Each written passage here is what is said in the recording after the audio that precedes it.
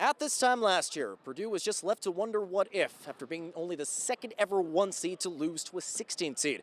But fast forward to Sunday, and Purdue's spirits are a little bit brighter with a bunch of this stuff flying over their heads. So I think it's safe to say at this point that the Hoosier State has got a little fever for Caitlin Clark.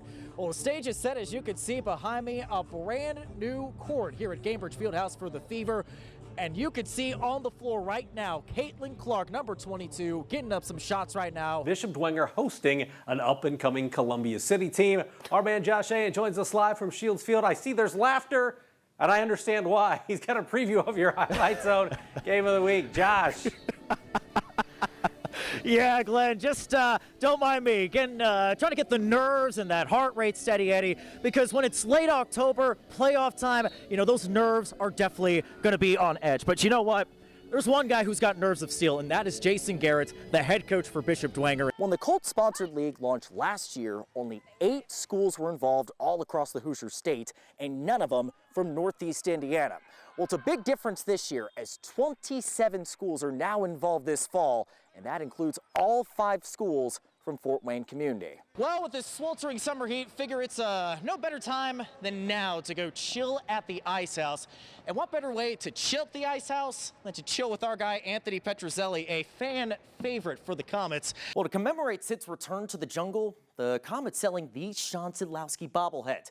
Now, Sid, what do you think? Have the Comets been playing pretty well lately?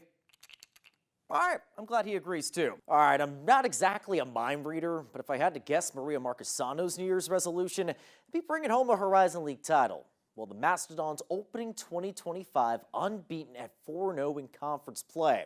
Now, like a lot of Richardson's time so far in the NFL, the Colts have been riding through a roller coaster season. But with the Miami Dolphins in town, the Horseshoe hoping to play with a little more porpoise. All right, I can hear those groans already.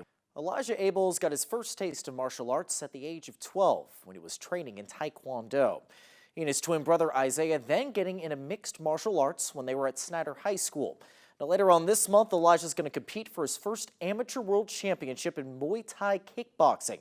And when Elijah enters the ring, he'll be fighting for a cause that extends far beyond himself. They say twins, typically the older one's the leader. So I was 2 months older than Isaiah. So he was always a very laid-back, chilled personality. He'd always follow me, and he's always like, man, he was the best brother I could ask for.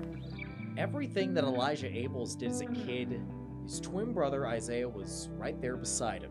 That includes the duo training together at Lee Brothers MMA in Fort Wayne. If you could see the two of them together sparring, it was constantly iron sharpens iron. There's definitely moments where he'd get the better at me, and then there's definitely moments where I would try and put it on him, you know, but yeah, dude, brothers fight all the time.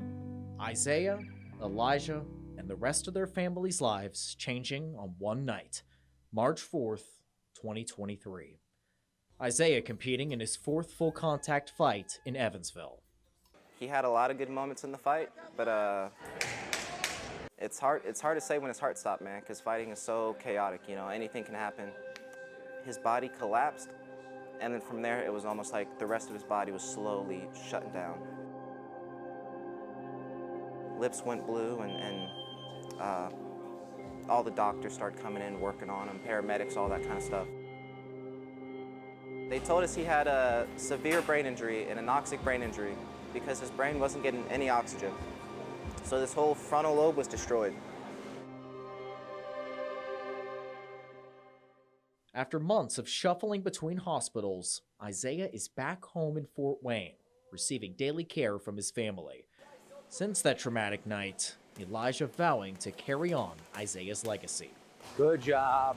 I don't know where I would be if I didn't have this place. Being able to express and get all this anger out of me, you know, and tunnel it in a way that's actually healthy for me and that's gonna, you know, do good for me. Yes, sir. Elijah was always just reckless abandonment in a fight, where Isaiah was very poised and calculated. His brother has legitimately taken on an aspect of his brother Isaiah in competition that's been, yeah, just incredible to watch. Elijah has since returned to competition, his biggest breakthrough coming in late June. Elijah only needing 32 seconds to earn his first amateur win by total knockout. He stunned him. Oh my gosh. I showed up to perform, so I've been dealing with tons of stress, man. So it's like I get in the cage, I've got a guy standing in front of me. I wasn't scared of him. You know, I knew what I had to go out there and do, and I went out there and did it. Now Elijah is looking to bring home his first world championship at the International Kickboxing Federation World Classic in Vegas. It would be very meaningful to him. It would be very meaningful to our community and his family that's walked with him in this time with his brother. You know, I want to bring that home. I want to put the belt around my brother's waist, you know, hang it up in the gym somewhere. But, you know, I don't know what that feeling would feel like up until that belt is around my waist. Elijah's got about a week and a half left of training until the IKF World Classic. Tournament is set for July 26th through the 28th in Las Vegas.